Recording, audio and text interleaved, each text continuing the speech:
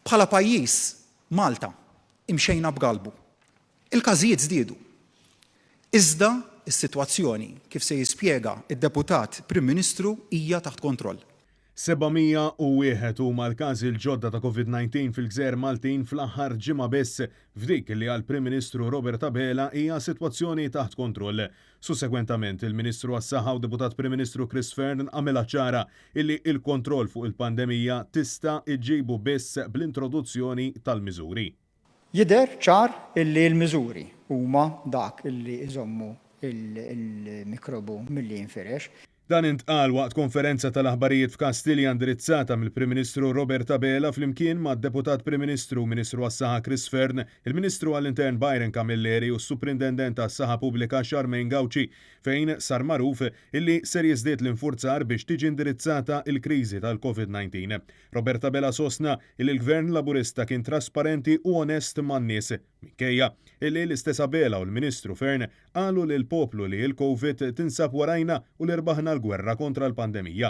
Meta mistoqsija mill-ġurnalisti inkluż minn Net News dwar jekk jiddispjaċihomx li jagħmlu dawn il-kummenti, Chris Fearn sostna li dak iż-żmien kien hemm ħafna teżijiet fil-waqt li l-mexxej Laburista farfara fuq il-Ministru għas-Saħħa u insista li dak kien żmien ieħor minkejja illi l-esperti mediċi ilhom xhur jappellaw lill-Gvern għal kawtela u azzjoni. Kien hemm anke tobba Maltin kienu qalulna li f'Malta m'hawnx virus għax għandna n-nemus pereżempju u d-dubbien. Ġifieri kien hemm ħafna teżijiet.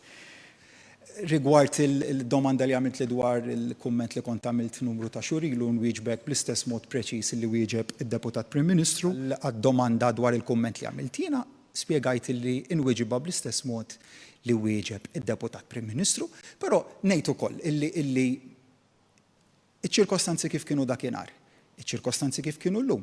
Mistoqsi wkoll minn Net News dwar x'messaġġ jagħti lil dawk il-persuni li tul ix-xhur ta' normalità sħiħa li tkellem dwar l-Prim Ministru fil-bidu tas-sajf tilfuq rabathom kawża tal-COVID-19, Robert Abela tal-kondoljanzi iżda insista illi finalment din hija r-realtà tal-ħajja.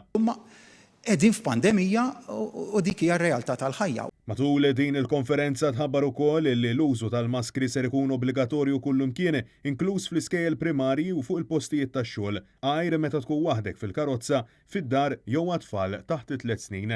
Dan fil-waqt li minn nhar it-tnejn il-bars u l-każini jridu jalqu fil-11 ta' filgħaxija, kif ukoll mit-28 ta' Ottubru ser ikun qed jiġi introdott lit-testjar rapidu tal-COVID fl-iskejjel, ajruport, l-isptar u fir-residenzi tal-anzjani. Intant wara l-konferenza tal-aħbarijiet mistoqsi minn Net News għat-tielet darba fi ftit minuti, il-Prim Ministru Robert Abela falla milli jwieġeb dwar jekk jiddispjaċihx rigward diskorsu.